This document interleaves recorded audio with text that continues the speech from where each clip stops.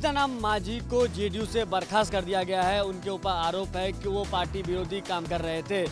इससे पहले पार्टी अध्यक्ष शरद यादव ने उनको मुख्यमंत्री पद से इस्तीफा देने के लिए कहा था, लेकिन उन्होंने साफ इनकार कर दिया था।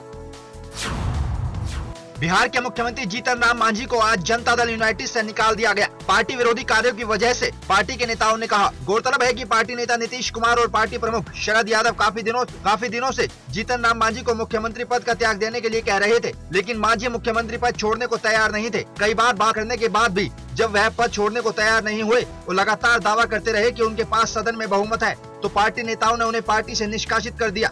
बताया जा रहा है कि नीतीश कुमार अब खुद सीएम बनना चाहते हैं, ताकि इस वर्ष होने वाले बिहार चुनाव में वह कमान अपने हाथ में रख सके। इससे पहले रविवार को दिन में नीतीश ने जेडीयू, राजद, कांग्रेस, भाकपा और एक निर्दलीय विधायक की ओर से उन्हें समर्थन देने का पत्र राजभवन को सौंप दिया था। उन्होंने 233 सदस्यीय सदन में उन्हें 130 विधायकों का समर्थन होने का दावा भी किया था। इससे पहले नीतीश कुमार ने बिहार के राज्यपाल केसरीनाथ त्रिपाठी से मुलाकात करके सरकार बनाने का दावा पेश किया। मुलाकात के बाद उन्होंने कहा कि अगर टाल मटोल की स्थिति हुई तो राष्ट्रपति के सामने अपने विधायकों की परेड कराएंगे। काले धन पर आज वित्त मंत्री अरुण जेटली ने बड़ा बयान दिया है। अपने बयान में अरुण जेटली ने कहा है कि सरकार पिछले 7 से 8 महीनों से शिद्दत से प्रयास कर रही है कि वो देश का काला धन देश में वापस लाए, और सरकार को 350 ऐसे नए खातों का पता चला है जिसमें काला धन हो सकता है। वित्त मंत्री अरुण जेटली ने कहा है कि काले धन पर कार्रवाई पिछले 7-8 महीने से जारी है। अभी तक सभी नामों की पहचान नहीं हुई है, लेकिन HSBC के अवैध खाताधारकों के खिलाफ कार्रवाई जारी है। जेटली ने कहा है कि काले धन मामले में कुछ नए नाम भी सामने आए हैं। काले धन से जुड़े 350 लोगों की पहचान की गई है और 350 खातों की जांच हो चुकी है। 350 लोगों के खिलाफ पेनल्टी की कार्रवाई भी शुरू हुई है। साथ ही इनमें 60 खाताधारकों के नाम भी जानकारी SIT से साझा की है। उन्होंने कहा कि HSBC के खाताधारकों के खिलाफ 2014 से कार्रवाई शुरू हो चुकी है। काले धन से जुड़े लोगों की पहचान हो रही है। काले धन पर स्विस सरकार से बातचीत जारी है। हम स्विस सरकार पर दबाव बना रहे हैं। ये डाटा 4-5 साल पहले ही आ चुका था। पिछले 7-8 महीने में इस मसले को लेकर तेजी से कार्रवाई कर रही है। काले धन को लेकर चल रही जांच 31 मार्च से पहले पूरी हो जाएगी। वित्त मंत्री अरुण जेटली ने यह भी कहा कि सरकार 350 खाताधारकों के नाम को सार्वजनिक कर सकती है, लेकिन ये देखना दिलचस्प होगा कि आखिर लोकसभा चुनाव से पहले शिद्दत से नरेंद्र मोदी ने काला धन का मुद्दा उठाया था, वो काला धन देश में कब आता है। हरियाणा में हुआ निर्भया कांड को लेकर जिस तरह से हरियाणा में हाहाकार मचा हुआ था, रोहतक पुलिस के भी पांव फूल गए थे, तो वहीं रोहतक पुलिस को बड़ी कामयाबी मिली है। रोहतक पुलिस ने 7 लोगों को गिरफ्तार कर लिया गया है। रोहतक में एक लड़की से सामूहिक बलात्कार के बाद हत्या के मामले में पुलिस ने 8 आरोपियों को गिरफ्तार किया है। बताया जा रहा है कि गाड़ी खेड़ी गांव से सभी 8 आरोपियों को गिरफ्तार किया गया है। हरियाणा के DGP ने कहा कि सभी आरोपियों ने अपना गुनाह कबूल कर लिया है। इस घटना के बाद से आम लोगों का गुस्सा लगातार बढ़ता जा रहा है। शहर के कई संगठनों ने पुलिस को 24 घंटे के अंदर आरोपियों को पकड़ने का अल्टीमेटम दिया था। इससे पहले पुलिस का कहना था कि उसकी कई टीमें जांच में जुटी है। पुलिस ने बताया था कि चिन्नियोट कॉलोनी से लेकर बहु अकबरपुर तक के सभी रास्तों पर जांच की जा रही है। साथ ही इन रास्तों पर लगे CCTV कैमरों से भी पुलिस आरोपियों का पता लगाने में जुटी रही। इसके अलावा पुलिस करीब 1.5 लाख मोबाइल नंबरों को ट्रेस कर उनकी जांच कर रही थी। पीड़ित परिवार ने जल्द से जल्द आरोपियों को पकड़ने और उन्हें कड़ी से कड़ी सजा देने की अपील की थी। लड़की के परिवार का कहना है कि जिस दिन पीड़िता लापता हुई थी, अगर उसी दिन ही पुलिस ने लापरवाही न बरती होती तो शायद इतनी बड़ी घटना न होती। मामले में सियासत भी तेज हो गई है। कांग्रेस ने मामले को लेकर सरकार पर निशाना साधा है। वहीं राज्य के मुख्यमंत्री मनोहर लाल खट्टर ने भी रोहतक के SP से इस मामले पर बात कर जल्द कार्रवाई करने के निर्देश दिए थे।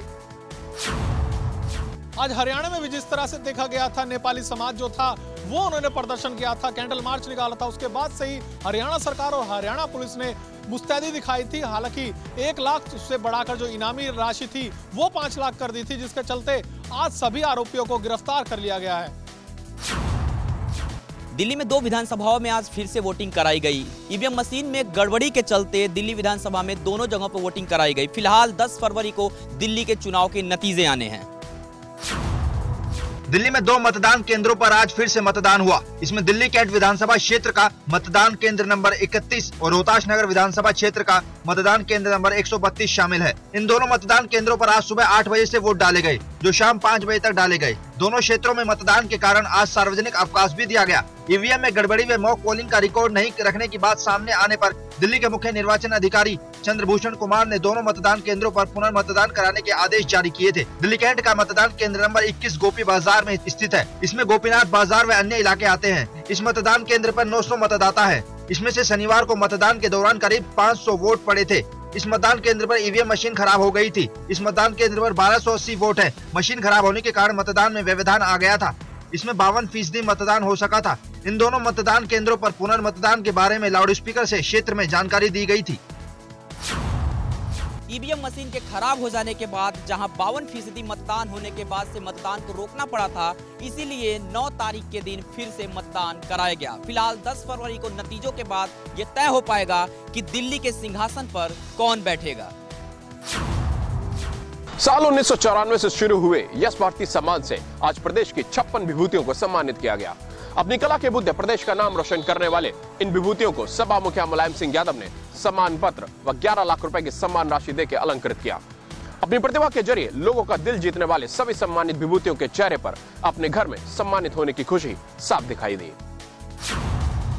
कला, साहित्य, खेल सहित अन्य क्षेत्रों में प्रदेश का नाम रोशन करने वाली 56 हस्तियों को सपा सरकार ने आज यश भारती सम्मान से नवाजा। लोहिया पार्क में आयोजित इस कार्यक्रम में सपा प्रमुख मुलायम सिंह यादव और सीएम अखिलेश ने सभी हस्तियों को सम्मानित किया। कार्यक्रम का उद्घाटन करने के बाद सपा सुप्रीमो ने रेशम फातिमा को रानी लक्ष्मीबाई पुरस्कार और सीमा तिवारी को अहिल्याबाई होलकर पुरस्कार से सम्मानित किया।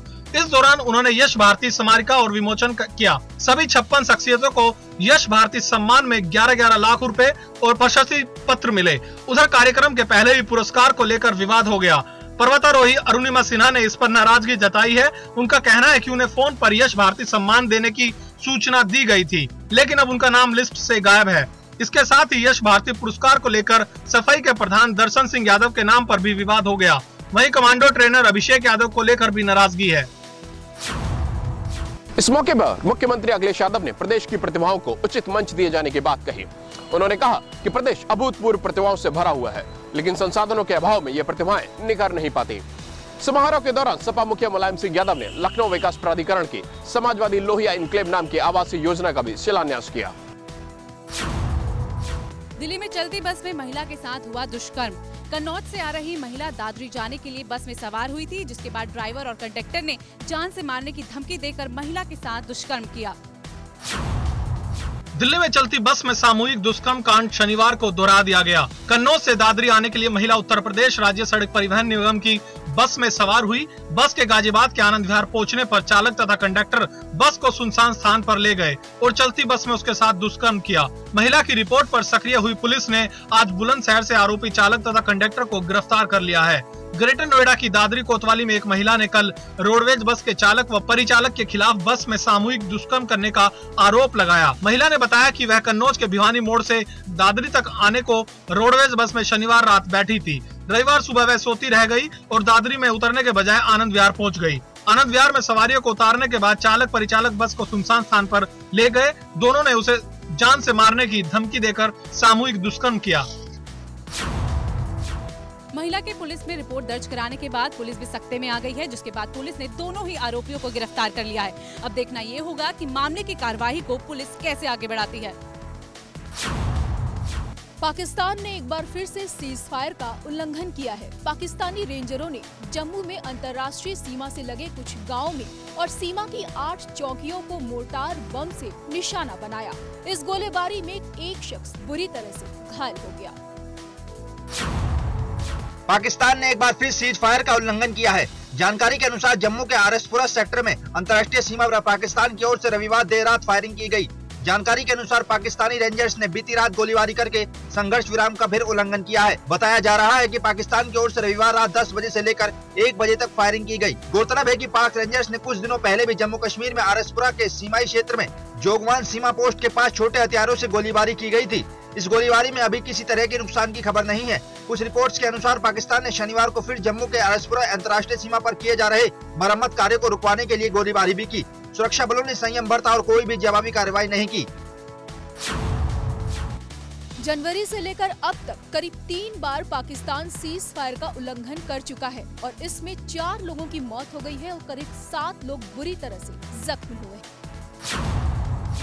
जीत के लिए तरस रही भारतीय टीम ने अपना पहला अभ्यास मैच ऑस्ट्रेलिया के खिलाफ खेला, जहां उसे 1 से 6 रनों से हार का सामना करना पड़ा। अभ्यास मैच में भारतीय टीम की हार के बाद कप्तान महेंद्र सिंह धोनी को चिर प्रतिद्वंदी पाकिस्तान के खिलाफ विश्व कप के पहले मैच से पूर्व अंतिम 11 के चयन में काफी दिक्कतें पेश आ रही हैं। भारत को पहले अभ्यास मैच में कल ऑस्ट्रेलिया ने 106 रन से हरा दिया था। अब भारत को अफगानिस्तान से एक और अभ्यास मैच खेलना है। धोनी ने मैच के बाद कहा, हमारे लिए एक कठिन मैच था। जब बल्लेबाज चलते हैं तो गेंदबाज नहीं चलते और जब गेंदबाज चलते हैं तो बल्लेबाज नहीं चलते।